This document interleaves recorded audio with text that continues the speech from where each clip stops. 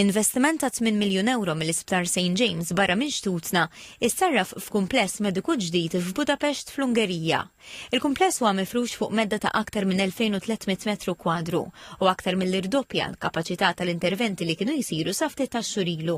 Fi żjara ta' ġurnata l-Midja Maltija ġie spjegata l-organizzazzjoni ta' riżorsi umani, speċjalment fejn jidħol iċ-ċentru tal-għajnejn fejn hemm 5 oftalmologi full-time u oħrajn part-time, b'enfasi fuq proċeduri komuni bħal katarretti u laser.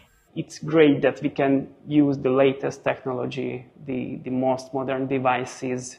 We can start new procedures. We can be pioneers in the area, not just in the country, but in some cases in the international area as well. L-isptar fil-kapitali Ungeriża m'għadux jispeċjalizza biss fl-għajnejn, iżda issa beda jimraħ ukoll fil-proċeduri kosmetiċi, tant li jinkludi żewġ teatri tal-operazzjonijiet. Matul il-preżentazzjoni ġie spjegat kif hemm skambju kontinwu tarfien bejn it-tobba Maltin u Ungeriżi, konsultazzjonijiet regolari bejn iż-żewġ pajjiżi. Din il-kollaborazzjoni tikkonferma kif l-espansjoni mhijiex biss waħda infrastrutturali iżda wkoll professjonali. As one can see, it's absolutely modern. It's really up to date, not just the building, but also the equipment. All the rooms are very well equipped, and also the operating theaters.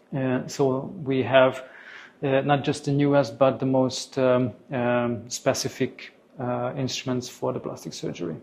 Il-professjonisti mediċi spjegawlna kif il-profil demografiku tal-pazjenti inbidel b'mod notevoli fejn qed jinutaw żieda sostanzjali f'persuni ta' età avvanzata fosthom pensjonanti li jażlu li jagħmlu proċeduri estetiċi biex jidhru iżgħar. Għalunna li dan jindika bidla kulturali qusa fejn id-dera tal-persuna qed tingħata priorità akbar. Jean-Claude Muscat, il-kap eżekuttiv tal-Isptar Saint James, irrimarka kif dan l-investiment huwa pass ieħor fil-mixja li bdiet fl-2009 li tiżviluppa skont l-isfidi tas-suq ma' żminijiet. Il-post li kellna ġiżejr, u allura ridna nkabru. U naħseb dan huwa sinjal tajjeb, investejna kważi 8 miljuni f'din il-faċilità li qed naraw. Irdupjajna il-potenzjal tagħna ta' interventi li nistgħu nagħmlu fl-għajnejn u investejna wkoll fil-kirurġija estetika. Għal-Midja Maltija preżenti kienet xi ħaġa ta' gburija li tara preżenza Maltija fil-qalba ta' Belt Ewropea tant vibranti.